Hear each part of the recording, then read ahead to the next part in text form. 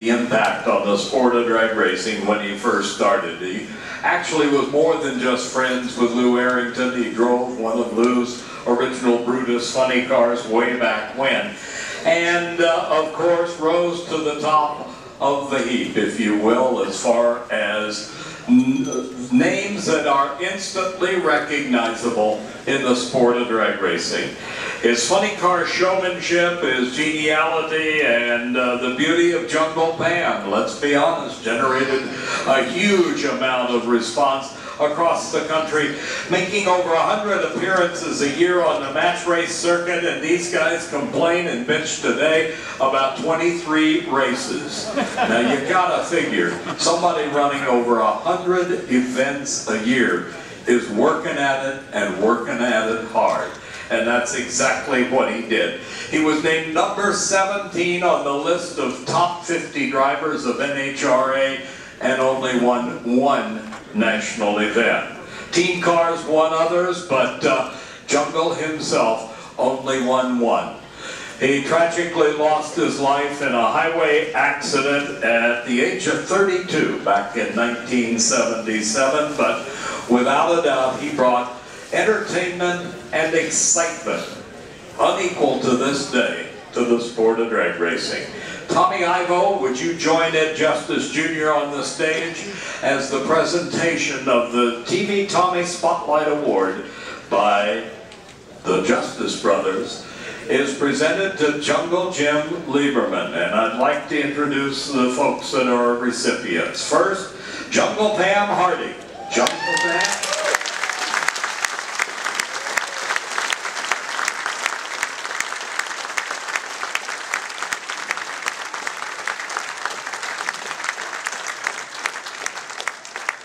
Next, I would like to introduce to you Jungle's son, Randy Leberman. Randy, come on down.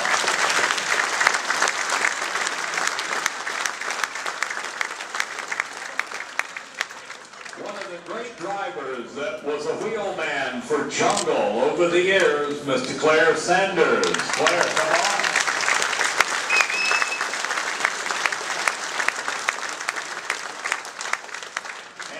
Justice described the quality of the workmanship in the cars that are here today that are replicas or reconstructions or restorations of Jungle cars. The owners of those cars, Mr. Dave Bany and Mr. Henry Gutierrez.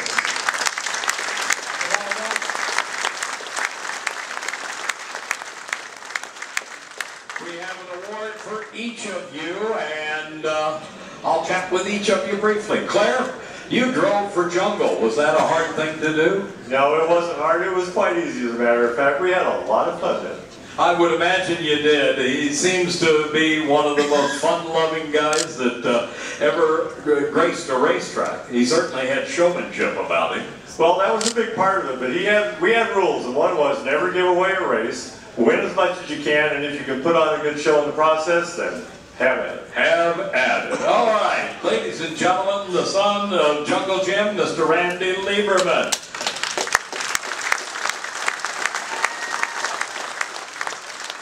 Must have been something with Jungle as a father. Well, to be honest, unfortunately, my parents divorced while I was young. I saw my dad a few times before his death, so I really didn't get to know my father. So, over the last few years, I've been getting involved in racing again, and talking to all the fans across the United States, and you all tell me a story, something about my dad, good, funny, not horrible. I don't think my dad's horrible, but I learned who my dad was and what he was about through all you. And I ask, anytime you have a story, you want to talk to me for a minute, even if it was your dad waved to me, please take a minute and tell me, because it's the only way I get to know my father through you. Well, we thank you very much.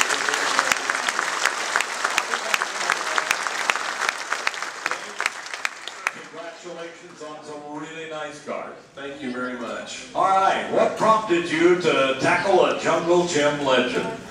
Well, I have a race car driver who drives the Tiki Warrior. His name is Ron Hughley. and he forced me almost at gunpoint to go to the auction and bid on these cars. And I'm glad he did, because I probably wouldn't have done it. And he kept on me, and I went down there, and next thing I know, I own 2 cars.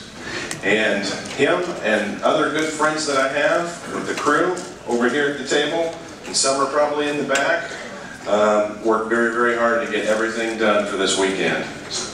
Are you having a good time? Very much so, absolutely. Well worth the effort and the cost, right? It was great. It was absolutely great. Thank you very much. Dave Bany owns a couple of those cars that you'll see out there. This lovely lady has probably been in more drag racing photos than Don Garlitz in his dragster. And I might also add, it's a whole lot easier on the eyes to look at a picture of Jungle Pam than it is one of Big. Quite a life with Jungle, huh? Well, when he said drag racing is far out, the whole life was like that. Well, I could well imagine. You crisscross the country, part of that 100+ races and events a year. We went every place that had a drag strip, every place. Wow. Yeah, it's almost impossible to believe that anybody, if you compare it to today's racing structure, let's say, could put together a package like that and sustain it. It wasn't just one year, it was year after year. It was year after year. We raced Friday, Saturday, and Sunday. You lay out the itinerary, say, Budds Creek, Maryland, Epping, New Hampshire, Cayuga, Canada, come home, rebuild the engine, go back out and do it again, every weekend. Was it fun? Sometimes.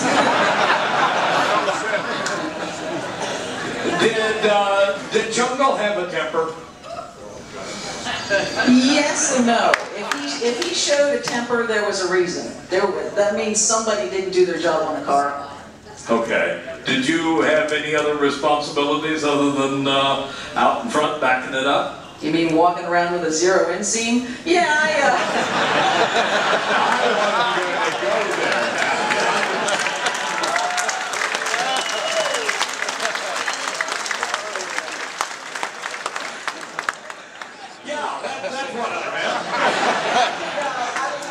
water, oil, packet shoots, general duties. Okay, so you had a responsibility other than just being there and being present. Looking good out there. That's it. You did that very, very well. You had to earn your way. It was just Jungle, me, and a crew person. That's all you had. You're kidding. That's it. No 18-wheelers? Or multiple quantities of them? Not unless we were parked next to one in a truck stop. Well, it was a different era, and we certainly feel blessed by the fact that you're still happy with it and are enjoying the moment as well as everybody else is, because there will never, ever be anybody like Jungle Jim Leberman. That's a fact, and we don't want another one like Jungle. He was enough. Ladies and gentlemen, if you would, a round of applause for all of us.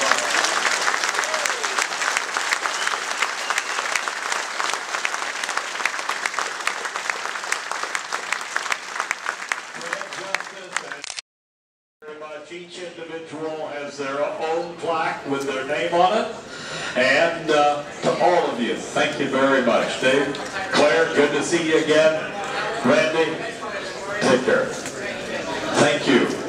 And Ed Justice Jr., thank you, sir. You know, I almost thought we were going to take your Wally away there. You were a little speechless with the Jungle Pam here. Never speechless, just dreaming.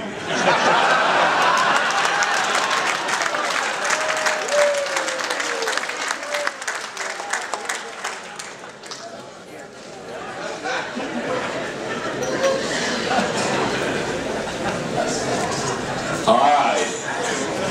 As the photo continues, I want to point out to you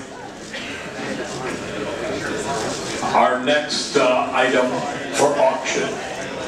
It is extremely heavy. Greg, can you pick it up, or Eric, or somebody, and bring it up here on stage? Give it to the young kids. Give it to Eric. He'll help. Let me tell you about this. You say, boy, that... It